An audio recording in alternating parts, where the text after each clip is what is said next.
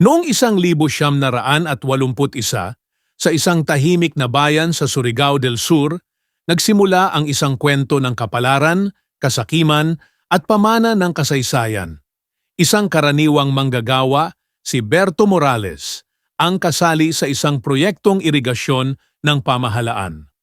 Araw-araw ay binabayo ng kanyang heavy machinery scraper ang lupa. Ngunit isang araw ay may kakaibang nangyari.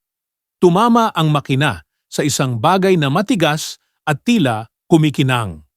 Nag-alala ang kanyang mga kasama na baka masira ang makina, ngunit si Morales, dala ng kuryosidad, ay lumapit at tiningnan ito.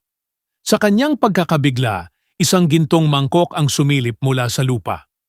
Habang patuloy siyang naghuhukay, isa-isa ring lumitaw ang mga gintong palamuti. Bracelets, kuwintas, palayok, at sisidlan. Ang simpleng araw ng pagtatrabaho ay biglang naging sandali ng isang pambihirang pagtuklas. Isang kayamanang nakabaon sa lupa sa loob ng mahigit 700 taon mula pa sa kahariang Butuan. Kayamanang saksi ng kasaysayan. Dito lang sa Legends in Frames TV. Worth watching. Ang mga nahukay ni Morales ay hindi lamang ginto. Ito ay mga ebidensya ng sinaunang kabihasnan ng Butuan na umunlad mula ika-10 hanggang ika-13 siglo. Ang bawat mangkok, bawat alahas, ay patunay ng isang bayang may ugnayan sa malalayong lupain ng Asya.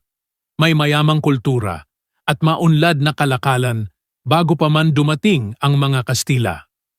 Simula ng trahedya, ngunit ang gintong biyayang ito ay mabilis na nauwi sa bangungot. Ibinulong ni Morales ang lihim sa kanyang parish priest, umaasang mapoprotektahan ang kayamanan.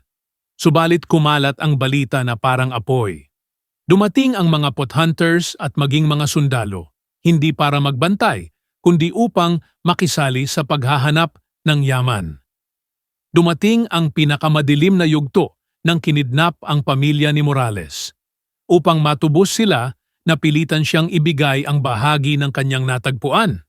Sa huli, siya mismo ay nagtagong muli sa ibang pangalan upang mailigtas ang sarili.